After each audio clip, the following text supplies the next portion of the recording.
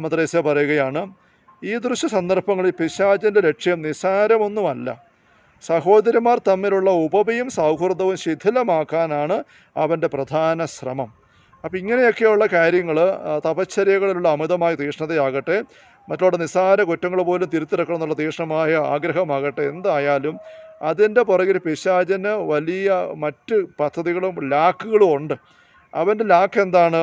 സഹോദരിമാർ തമ്മിലുള്ള ഉപമയും സൗഹൃദവും ശിഥിലമാക്കുക എന്നുള്ള അവൻ്റെ പ്രധാന ശ്രമം. സ്നേഹത്തിൻ്റെയും സൗഹൃദത്തിൻ്റെയും അവസ്ഥ നഷ്ടപ്പെടുക എന്ന് വെച്ചാൽ സ്വർഗഭവനത്തിൻ്റെ ചൈതന്യത്തിൽ നഷ്ടപ്പെട്ടു പോവുകയാണ്.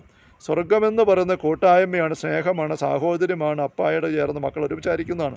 അത് പറ്റുകയില്ലാത്ത അവസ്ഥയിൽ ഇവിടെ വെച്ച് തന്നെ ആക്കിയെടുക്കുന്നു. ഒരു ഭവനത്തെ അങ്ങനെ അധപ്പതിപ്പിക്കുകയാണ്. ഫ്രാൻസിസ് പാപ്പ പിശാചിൻ്റെ കണികളെക്കുറിച്ച് പറയുന്നിടത്ത് ഇത് എടുത്തു പറയുന്നുണ്ട്.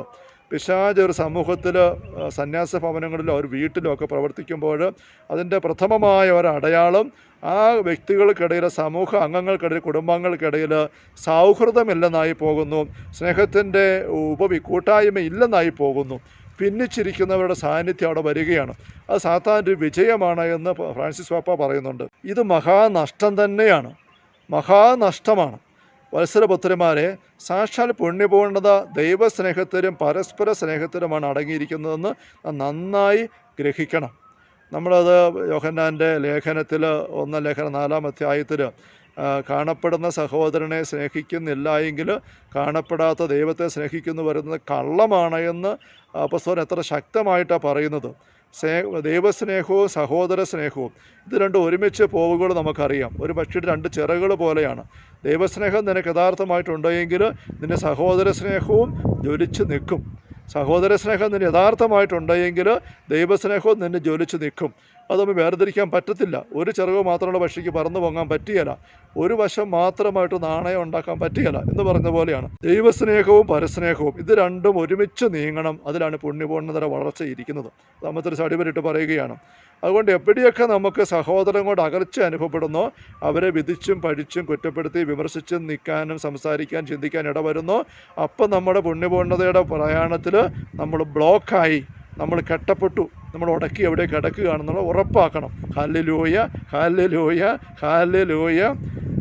ഈ 2 കൽപ്പനകളും എത്ര നന്നായി അനുസരിക്കുന്നുവോ അത്ര അധികം നമ്മൾ പൂർണ്ണത പ്രാപിക്കും. നമ്മുടെ ഇതേപ്പറ്റി ഓൺലൈൻ ധ്യാനത്തിലൊക്കെ പറഞ്ഞിട്ടുണ്ട്. നമ്മുടെ കുടുംബാംഗങ്ങളായിരിക്കും, കൂടെ ഉള്ളവർ, ജീവിത പങ്കാളിയോ മക്കളോ മാതാപിതാക്കളായിക്കോട്ടെ, സമൂഹത്തിലെ അംഗങ്ങളായിരിക്കും, അധികാരികളായിരിക്കുന്നവർ, അവരെല്ലാവരും യേശുപിതാവിനെയും മാതാവിനെയും പോലെ ആയതുകൊണ്ടല്ല നമ്മൾ അവരെ സ്നേഹിക്കുന്നത്. അങ്ങനെ വിശുദ്ധരായെങ്കിലേ അവരെ സ്നേഹിക്കാൻ പറ്റുള്ളൂ എന്ന് നമ്മൾ എടുക്കാൻ പാടില്ല. അവരെ ആയിരിക്കുന്ന പോലെ നമ്മൾ സ്നേഹിക്കണം, സ്വീകരിക്കണം.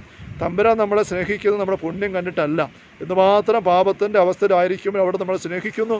നാം എന്താണോ അത് ആ അവസ്ഥയിൽ തന്നെ ദൈവത്തിന് നമ്മൾ സ്വന്തപ്പെട്ടവരും വേണ്ടപ്പെട്ടവരും പ്രിയപ്പെട്ടവരുമാണ് എന്ന് പറഞ്ഞതുപോലെ നമ്മുടെ ഭർത്താവായിരിക്കുന്ന വ്യക്തി, ഭാര്യയായിരിക്കുന്ന വ്യക്തി, അപ്പനും അമ്മയായിരിക്കുന്ന വ്യക്തി, സഹോദരനായിരിക്കുന്ന വ്യക്തി, സഹോദരിയായിരിക്കുന്ന വ്യക്തി, കുടുംബാംഗമായിരിക്കുന്ന അല്ലെങ്കിൽ അധികാരിയായിരിക്കുന്ന വ്യക്തി, ആ വ്യക്തിയുടെ രീതിയും കാര്യങ്ങളും എന്തായാലും ആ വ്യക്തി നമുക്ക് ദൈവം നൽകിയ നമ്മുടെ സ്വന്തമാണ്. നമ്മുടെ സ്വർഗീയ പിതാവിൻ്റെ സ്വന്തം, നമ്മുടെ അപ്പായുടെ മോളാണ്, മോനാണ്. അവിടെ എൻ്റെ സഹോദരനാണ്, സഹോദരിയാണ്.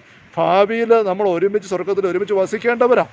ഇപ്പോൾ തക്കാലം അവർ ചില പോരായ്മയിലാണ്, കുറവിലാണ്. 2 തിമോത്തി 2 അവസാന വാക്യങ്ങൾ 17-18 വാക്യങ്ങളെല്ലാം വായിക്കുന്നത് സാത്താൻ തൻ്റെ ഇഷ്ടനിർവഹണത്തിന് വേണ്ടി അവരെ തൽക്കാലത്തേക്ക് അടിമകളാക്കിയിട്ടുണ്ടെങ്കിലും അവർ സുബോധം വീണ്ടെടുത്ത കെണിന്ന് രക്ഷപ്പെട്ടേക്കാം. അതുവരെ നമ്മൾ സൗമ്യതയോടെ ക്ഷമയോടെ അവർക്ക് വേണ്ടി കാത്തു നിൽക്കണം, അവർക്ക് വേണ്ടി കരുതലെടുക്കണം, സൗമ്യതയോടെ ഉപദേശിക്കാൻ നോക്കണം. അങ്ങനെയുള്ള മനോഭാവം നമ്മൾ എടുക്കേണ്ടത്. അകൽച്ച വെറുപ്പ് ഒരിക്കലും പാടില്ല. അപ്പോൾ ഏതെങ്കിലും കാരണത്തിൻ്റെ പേരിലായിക്കോട്ടെ ആരോടെങ്കിലുമുള്ള ഒരകൽച്ച, നീരസം, അമർഷം നമ്മുടെ ഉള്ളിൽ കയറുന്നുണ്ടെങ്കിൽ അത് നമ്മൾ വളരെ ഗൗരവത്തിലെടുത്ത് തിരുത്തണം. അല്ലെങ്കിൽ സാത്താൻ നമ്മളെ അവിടെ ഒരു കുറ്റി കെട്ടിയിടും. നമ്മളെത്ര വഞ്ചി തിരുനക്കര തന്നെ എന്ന് പറഞ്ഞവർ എത്ര നമ്മൾ ആത്മീയമായിട്ട് എന്തെല്ലാം കാര്യങ്ങൾ എത്ര ആവേശത്തോടെ എത്ര മുഴുവൻ കൊന്തയും കരുണക്കൊന്തകളും സ്തുതിപ്പും പള്ളിപ്പോക്കും പ്രായശ്ചിത്തവും നോയമ്പും എല്ലാം ചെയ്തുകൊണ്ട് നോക്കിയാൽ പോലും ഈ കെട്ടടിക്കാത്ത വള്ളത്തെ കയറിയിരുന്നുകൊണ്ട് കള്ളുകുടിയനായ വള്ളക്കാരൻ ആഞ്ഞു തുടങ്ങി രാത്രി മുഴുവനും നേരം എടുത്തപ്പോൾ വള്ളം വഞ്ചി തിരുനക്കര തന്നെ അവിടെ കിടക്കാറ് കെട്ടടിച്ചിട്ടില്ല. അങ്ങനെ ഈ നീരസത്തിലോ അമർഷത്തിലോ വിമർശത്തിലോ കെട്ടപ്പെട്ട അവസ്ഥ നമ്മുടെ ഉള്ളിൽ കിടക്കരുത്. അത് നമുക്ക് പൊട്ടിച്ചെറിയണം. മറ്റുള്ളവർ തിന്മ ചെയ്യുന്നതിൻ്റെ പേര് നമ്മളെന്തിനാണ് നമ്മുടെ ആത്മീയ വളർച്ച നഷ്ടപ്പെടുത്തി കളയുന്നത്, ബ്ലോക്കാക്കുന്നത്, സാധാരണ എന്തിനാണ് അവസരം കൊടുക്കുന്നത്? അപ്പോൾ നമ്മുടെ പാപങ്ങൾ നമ്മുടെ പാപങ്ങൾ വീഴിക്കാൻ സാത്താൻ നമ്മളെ കിട്ടുന്നില്ല. നമ്മുടെ പാപങ്ങളിലേക്ക് നോക്കിയിട്ട് നമ്മളെ നിരുത്സാഹപ്പെടുത്താൻ അവന് പറ്റുന്നില്ല. അവൻ എന്താ ചെയ്യുന്നത്? മറ്റുള്ളവരുടെ തെറ്റുകൾ ചൂണ്ടിക്കാണിച്ചിട്ട് അതേക്കുറിച്ചുള്ള അസ്വസ്ഥ, അമർഷോ, അകൽച്ച നമ്മുടെ ഉള്ളിൽ കുത്തിവെച്ചിട്ട് അങ്ങനെ നമ്മുടെ ഉള്ളിലേക്ക് തിന്മ കയറാൻ അവൻ ഇടവരുത്തുകയാണ്. മനസ്സിലായോ സാത്താൻ്റെ കെണി? Hallelujah, hallelujah, hallelujah. മദ്രസയുടെ ഉപദേശം നമ്മൾ ശ്രദ്ധിക്കുമ്പോൾ നമ്മൾ എല്ലാ ബന്ധങ്ങളെയും ആത്മശോധനാപൂർവ്വം പരിശോധിക്കണം. ഏറ്റവും അടുത്ത് ഇടപെടുന്ന ബന്ധങ്ങൾ മുതൽ വേണം പരിശോധിക്കാനായിട്ട്. അവിടെയാണ് ആദ്യം ശ്രദ്ധിക്കേണ്ടത്. ഏറ്റവും അടുത്ത ബന്ധങ്ങൾ, അവിടെ നമുക്ക് ഉള്ളിലുള്ള മനോഭാവം എന്താണ്, അവിടെ രീതികൾ എന്തും ആയിക്കോട്ടെ സ്നേഹമുള്ളവരെ, നമുക്ക് അതിനുവേണ്ടി ഈശ്വരന് മാപ്പ് ചോദിക്കാം. ഒരുപാട് തിന്മ ക്രൂരമായിട്ട് ചെയ്ത് തൻ്റെ ഘാതകരെയും ക്രൂര പടയാളികളെയും ഒറ്റിക്കൊടുത്തവരെയും തന്നെ ഏൽപ്പിച്ചു കൊടുത്ത പുരോഹിതരെ എല്ലാം നോക്കി ഈശോ കുരിശക്കെന്ന് പറഞ്ഞാൽ ഇവർ ചെയ്യുന്ന എന്താണെന്ന് ഇവർ അറിയുന്നവരോട് ക്ഷമിക്കണമേ. അതാണ് ഈശോ പ്രാർത്ഥിക്കുന്നത്. അങ്ങനെ നമ്മളും പ്രാർത്ഥിക്കുന്ന മനോഭാവം എടുക്കണം. അല്ലെങ്കിൽ നമ്മുടെ അഭിഷേകമാണ് നഷ്ടപ്പെട്ടു പോകും. നമ്മൾ തിരിച്ചറിയണം. Hallelujah, hallelujah.